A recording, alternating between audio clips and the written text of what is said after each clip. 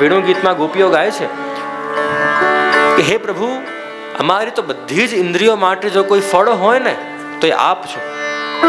એક સાચા વૈષ્ણવના હાથ ત્યારે જ સફળ થાય કે જ્યારે ઠાકોરજીના એ ચરણ સ્પર્શ કરે, જ્યારે હોળીના દિવસોમાં ઠાકોરજીના કપોલ પર ગુલાલ લગાવે. એક સાચા વૈષ્ણવની આંખ ત્યારે જ સફળ થાય કે જ્યારે એ ઠાકોરજીના દર્શન કરે. એક સાચા વૈષ્ણવના પગ ત્યારે જ સફળ થાય કે જ્યારે દોડી દોડીને મંદિરમાં હવેલીમાં દર્શન કરવા જાય. એક સાચા વૈષ્ણવના કાન ત્યારે જ સફળ થાય કે જ્યારે આવા આયોજનોમાં, શિબિરોમાં આવીને વચનામૃતનું શ્રવણ કરે. પણ જે અમારા બધાની તકલીફ જ એને કે જ્યારે જ્યારે આપ પ્રવચન કરો એટલી સરસ ઊંઘ આવે કે ન પૂછો વાત. તમને થાય કે બાવાને કાંઈ દેખાતું નથી, પણ બાવાને છે ને અહીંયાથી બધું જ દેખાય છે. તમને થાય કે અમે લોકો છુપાઈ ગયા, કે અમે લોકો બચી ગયા. અહીંયા અમારી નજર બધા પર પડતી હોય ને અમને બધા ખબર હોય કોણ બગાસાઓ ખાય છે અને કોણ ઊંઘે છે અને કોણ ઠંડમાં ઠીઠુરે છે. એક દિવસ કેવું થયું પ્રિયજનો કે હવે શિબિર મારી એક જગ્યાએ ચાલતી હતી અને એમાં એક આગળની લાઈનમાં એક બેસેલા એક વ્યક્તિ, બહુ ઊંઘ આવતી હતી. એટલે હું પ્રવચન કરતો હતો તો આખા 2 કલાક મારી સામે બેસીને ઊંઘ્યા છે. જ્યારે જ્યારે તાલીઓ પડે તાલીઓ પાડી દે, જ્યારે જ્યારે જે બોલવાની હોય જે બોલી દે. હવે વચનામૃત પૂરા થયા અને મારી પાસે આવ્યા. જે આજે તો મને વચનામૃતમાં એટલો આનંદ આવ્યો કે ન પૂછો વાત. મેં કહ્યું તમને આનંદ આવ્યો આજે વચનામૃતમાં? તો કે હા જોજે મને આજે તો એટલું આનંદ આવ્યું છે કે આપ ન પૂછો વાત. તો મેં કહ્યું કે અરે પણ ભાઈ, પણ મને તો દેખાતું હતું કે તમે વારંવાર ઊંઘતા હતા. તમે સાંભળ્યું ખરી કે તમે ઊંઘતા જ હતા?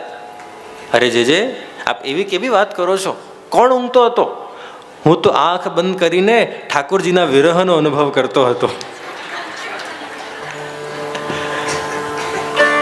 આપ બધા પણ બહાનાઓ આપવામાં ક્યાં ઓછા પડો.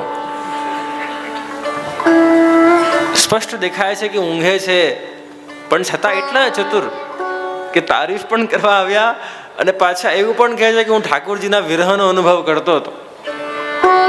ઠીક છે, કહેવાની વાત છે પ્રિયજનો.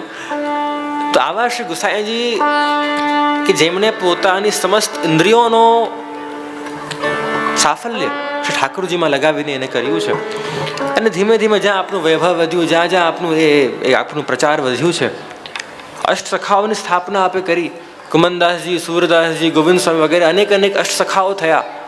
મંદિરના અધિકારી કૃષ્ણદાસ અધિકારી તરીકે આપે નિયુક્ત કર્યા છે.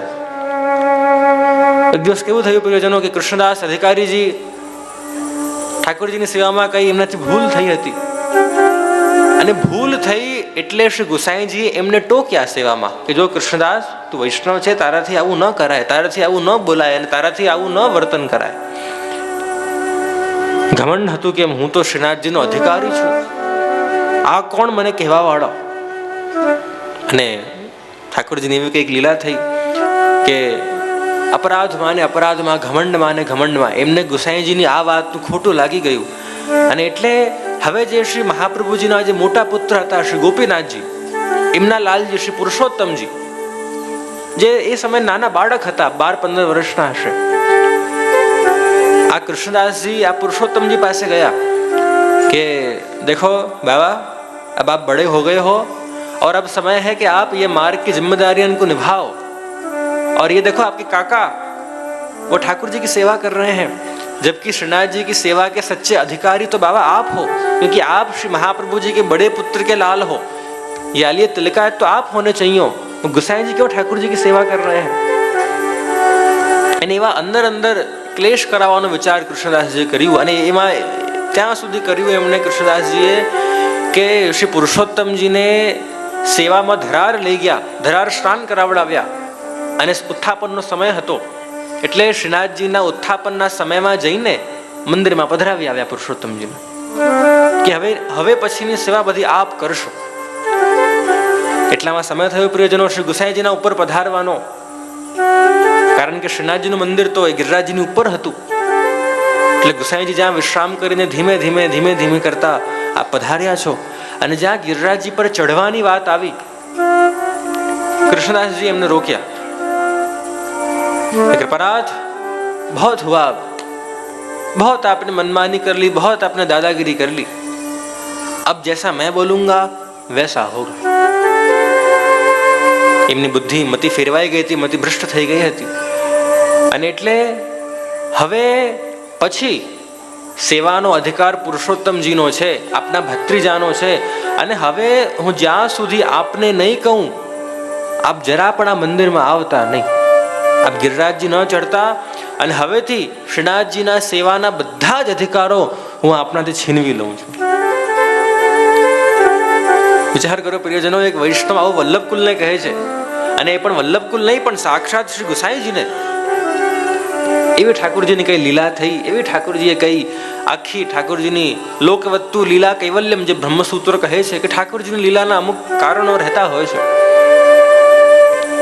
तो गुसाई जी दुखी થઈ ગયા છે કે अरे अब श्रीनाथ जी के बिना मैं कैसे रहूंगा, श्रीनाथ जी के बिना, उनके दर्शन के बिना मेरे नेत्र तरस जाएंगे, उनके स्पर्श के बिना मेरे हाथ सूख जाएंगे, और उनकी ध्वनि सुने बिना मेरे कान सूखे पड़ जाएंगे।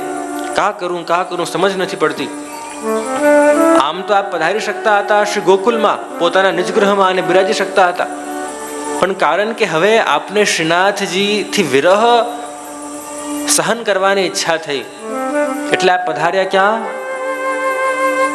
પરાસોલી ચંદ્ર સરોવરમાં। આપ બધા ગયા છો કે નહીં ચંદ્ર સરોવર? હા કે ના? હા કે ના?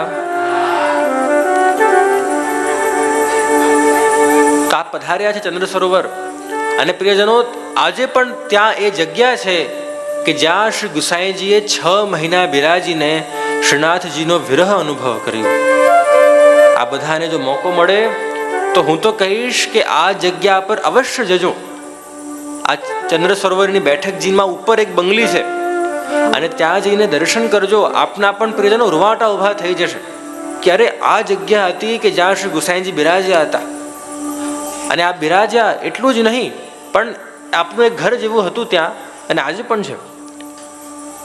અને કારણ કે હવે શ્રીનાથજીની યાદ આવતી હતી, શ્રીનાથજીના દર્શન વગર ચાલે તો નહીં, એટલે વારંવાર પધારતા, અને જે શ્રીનાથજીનું શૈયા મંદિર હતું એની એક બારી હતી, અને જે બારીથી શ્રી ગુસાઈજીના દર્શન શ્રીનાથજી કરતા, અને શ્રીનાથજીના દર્શન શ્રી ગુસાઈજી કરતા, અને થોડાક દિવસ તો બંનેઓએ એકબીજાનું મન આવી રીતે મનાવ્યું। ભલે ચરણ સ્પર્શ ને સેવા ન થતી, પણ કેવલ પરસ્પર અરસપરસ દર્શન કરીને પોતાનું જીવન વ્યતીત કરતા હતા। આ કૃષ્ણદાસ પ્રિયજનો અધિકારીજી, એમને આ વાતની ખબર પડી, એટલા બધા એમની મતિ મારી ગઈ હતી એ સમયમાં કે એ બારી જેનાથી શ્રીનાથજી દર્શન આપતા હતા એને પણ ચણાવી નાખી કે મેં આપને ના પાડી કે આપ ગુસાઈજીને દર્શન ન આપો, એમનાથી સેવા ન લો, તો આપ કેમ મારી વાતનું ઉલ્લંઘન કરો છો? ખબર છે ને પ્રિયજનો, આપણને પણ કોઈ પદવી મળે કે કોઈ આવી સત્તા મળે ને, કે કોઈ આવા આપણે લૌકિક આપણને એ સાધન સંપત્તિઓ મળે, તો આપણે આમ સહજ રીતે ફૂલે જતા હોઈએ છીએ કે હા હું કોઈ, આઈ એમ સમથિંગ એટીટ્યુડ કહેવાય ને ઇંગ્લિશમાં, કે ભાઈ હું કોઈ છું। તો એવો જ અભિમાન, એવો જ અહંકાર કૃષ્ણદાસજીને આવ્યો કે ભાઈ હું શ્રીનાથજીનો અધિકારી છું। હવે કારણ કે કૃષ્ણદાસજીએ શ્રીનાથજીના દર્શન પણ બંધ કરાવી નાખ્યા, કે હવે શું કરતા શ્રી ગુસાઈજી? રોજ શ્રીનાથજી માટે ફૂલની માળા સિદ્ધ કરતા, અને ફૂલની માળા સિદ્ધ કરતા, અને એની વચ્ચે સંસ્કૃતમાં પોતાનું એક પત્ર લખતા, જે પત્ર આજે પણ આપણી પાસે ઉપલબ્ધ છે, અને જેનું નામ છે વિજ્ઞપ્તિ। સંસ્કૃતના પત્ર લખતા, અને જે ફૂલની માળા, જેમ ફૂલઘરિયાઓ સિદ્ધ કરતા હોય મંદિરમાં, એ જ માળા ઠાકોરજી ધરે, તો પોતાના સેવકોને કહેતા કે જાઓ તમે આ માળા શ્રીનાથજીને વિનંતી કરો, મુખિયાજીને, કે આ માળા શ્રીનાથજીને ધરાવે। અને જ્યાં ધરાવવા જતા રામદાસ મુખિયાજી, એમાંથી પત્ર મળતું, અને એ પત્રને શ્રીનાથજી વાંચતા। અને એટલું જ નહીં પ્રિયજનો, પણ એ પત્રના ઉત્તરમાં પત્રનો રિપ્લાય શ્રીનાથજી પોતે આપતા। કઈ રીતે આપતા?